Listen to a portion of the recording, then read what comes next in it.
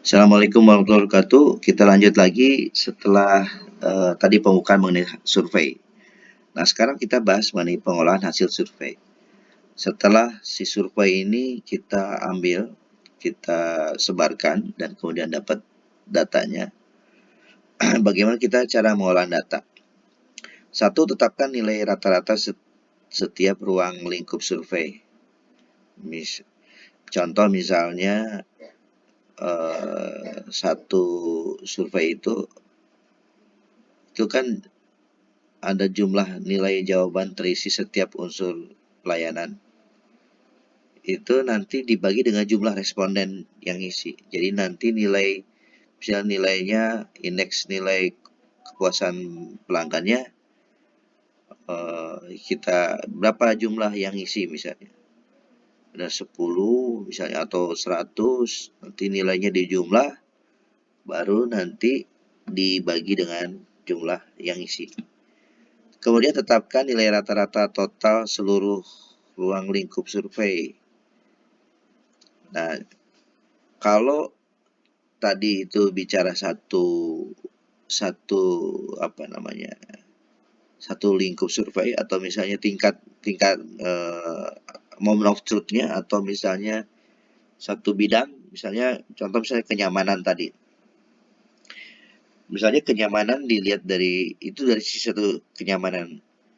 Nah, kalau misalnya moment of truth-nya ada 9, atau ada hal-hal yang diukur itu ada 9, berarti nilai total rata-rata itu dibagi 9 poin. Jadi bisa saja di situ ada, tergantung kita, bisa ada 5, ya baginya 5. 3 adalah tetapkan persepsi kepuasan pelanggan, kepuasan masyarakat. Langkah-langkah penetapan persepsi kepuasan masyarakat adalah menetapkan nilai interval dari antar kategori itu dengan cara atau rumus nilai interval sama dengan adalah nilai tertinggi dibagi nilai terendah dibagi 4. Kenapa 4? Karena nilainya tadi ada baik sekali, kemudian kurang sekali, misalnya ada 4. Jadi misalnya nilai tertinggi 100, nilai yang terendah 25, dibagi 4 jadi 18,75. Itu adalah nilai interval. Persepsi kepuasan pelanggan bisa akhirnya akan terjadi ada 4 kan. Nilainya bisa 25 sampai 43, 75 adalah tidak baik, mutu lainnya D, persepsinya tidak puas. Kalau nilai 43, 76 sampai 62,50 kurang baik. Sampai misalnya terus-menerus sampai persepsi yang sangat puas. Nah, dalam rangka melakukan penelitian ini, sebelumnya kita harus mengukur dulu profil dari customer kita. Makanya dalam mengisi itu ada data pribadi, bisa dihitung. Yang mengisi itu berapa jumlah, ini contoh ya, hasil surveinya. Misalnya yang mengisi itu dari 198 itu ada berapa orang yang mengisi. Jenis kelaminnya lelaki, perempuan, misalnya pendidikannya berapa orang, terus pekerjaannya apa. Nah, ini ada berapa hasil survei dari puskesmas misalnya 231, itu ada perempuannya sekian, jadi profilnya beda-beda ya. Dari Temanggung juga sama itu. Jadi sebelum kita melakukan hasilnya, kita lakukan pemotretan dari profil yang mengisi ya.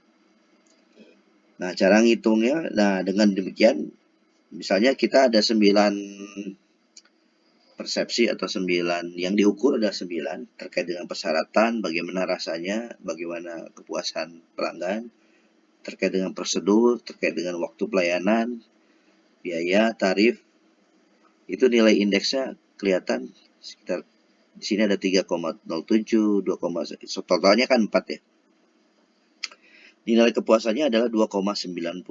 Berarti 2,90 dari 4. Atau konvensi indeks kepuasan masyarakat adalah sekitar 72,53. Artinya hasilnya adalah baik. Tapi di form itu bisa saja kita cantumkan komplainnya atau semacam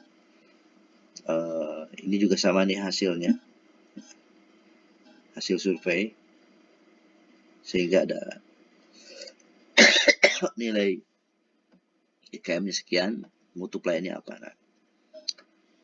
Nah, ini ada komplain-komplain yang bisa kita kumpulkan, kemudian kita kelompokkan.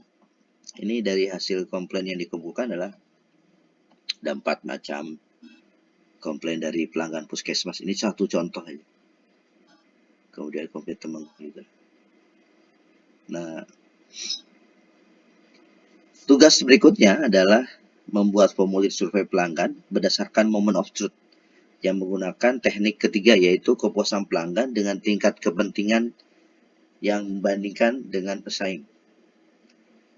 Nah, baru kalian kirim ke suamiharja@gmail.com dengan membuat formulir survei pelanggan dengan kasus ingin mengetahui tingkat pentingnya faktor-faktor kepuasan pelanggan untuk kursi santai rumah pekarangan. Jadi tugas kalian adalah membuat kursi santai rumah pekarangan. Nah, itu kita apa sih si pelanggan yang ingin dirasakan kalau kita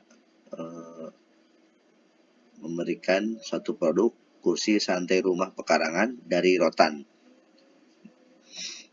Demikian, terima kasih. Wassalamualaikum warahmatullahi wabarakatuh.